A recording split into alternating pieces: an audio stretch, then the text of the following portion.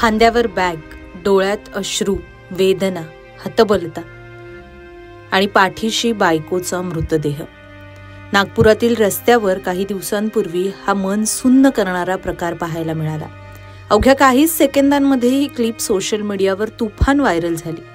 पण नेमका हा प्रकार काय, ही घटना का घडली आणि एका पतीवर आपल्याच पत्नीचा मृतदेह बाईकवर बांधून भर रस्त्यात निघण्याची वेळ का आली, हे तपशील आपण या व्हिडिओमधून जाणून घेणार आहोत. नमस्कार, आपण पाहताय लोकसत्ता लाईव्ह. रक्षाबंधनासाठी आपल्या पत्नीला भावाच्या घरी घेऊन निघालेल्या एका पतीला आपल्या पत्नीचा मृतदेह आपल्या बाईकवर बांधून नेण्याची वेळ आली.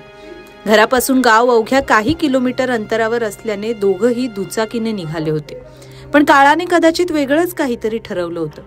वाटेत दबा धरून बसलेल्या नियतीने डाव साधला आणि ट्रकने दिलेल्या धडकेत या पत्नीचा जागीच मृत्यू झाला. तितक्यात धो पाऊस सुरू झाला. भर पावसात रक्ताच्या थारोळ्यात पत्नी महामार्गावरच निश्चित पडून होती. तिला पाहून रुग्णालयात नेण्यासाठी येणाऱ्या जाणाऱ्यांकडे हा पती हात जोडून गयावया करत थांबण्यासाठी विनवण्या करत होता.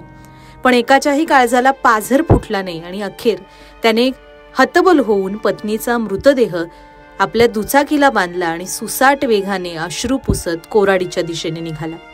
मानवी संवेदना सुन्न करणारा आणि अंगावर काटा आणणारा हा प्रसंग नागपूरपासून अवघ्या 50 किलोमीटर अंतरावर घडला.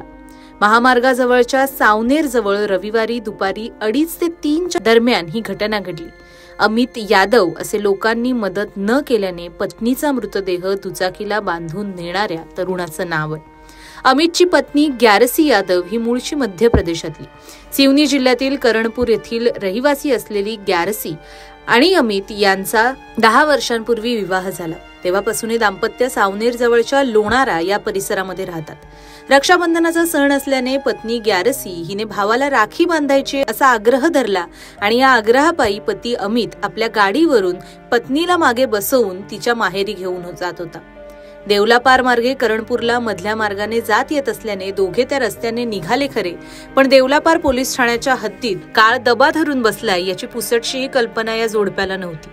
अखेर नियतीने डाव साधला आणि मोरफाटा परिसरात मागून वेगाने आलेल्या ट्रकनं त्यांच्या दुचाकीला धडक दिली. बेसावत क्षणी ट्रकच्या चाकाखाली आल्याने ग्यारसी हिचा जागीच मृत्यू झाला आणि त्याच वेळी आकाशाला सुद्धा पाझर फुटलं आणि आकाश धो पाऊस कोसळू लागला. पत्नी रक्ताच्या थारोळ्यात पडल्याचं पाहून अमितने नागरिकांना हात जोडून गाडी थांबवा अशी विनंती केली.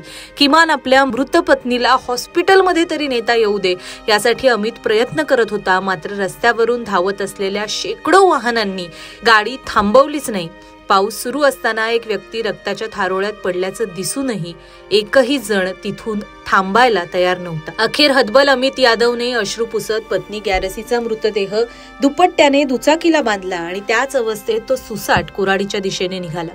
या प्रकाराची माहिती या दरम्यान कोणीतरी कोराडी पोलिसांना दिली आणि मग लगेचच महामार्ग पोलिसांनी त्याचा पाठलाग करत त्याला थांबवण्याचा प्रयत्न केला. पोलीस पाठलाग करतायत याची अमितला भीती वाटली आणि या भीतीने तो आणखीन वेगाने पुढे जात राहिला. अखेर पोलिसांनी त्याला अडवलं. ग्यारसीचा मृतदेह ताब्यात घेतला आणि उत्तरीय तपासणीसाठी नागपुरातील मेयो रुग्णालयात पाठवला. ही घटना देवलापार पोलीस ठाण्याच्या हद्दीत घडल्याने सकाळी या घटनेचा तपास देवलापार पोलिसांकडे वर्ग करण्यात आला. अशा प्रकारच्या घटनांचे व्हिडिओ आपण अनेकदा सोशल मीडियावर पाहतो. मात्र जेव्हा त्यामागची ही खरी कहाणी समोर येते तेव्हा खरोखरच माणुसकी अजूनही जिवंत आहे का असा प्रश्न विचारावासा वाटतो. या घटनेबाबतची आपली प्रतिक्रिया कमेंटमध्ये कळवायला विसरू नका. व्हायरल व्हिडिओजच्या मागील खरी कहाणी जाणून घेण्यासाठी लोकसत्ताच्या YouTube चॅनलला नक्की सबस्क्राईब करा. पाहत रहा लोकसत्ता लाईव्ह.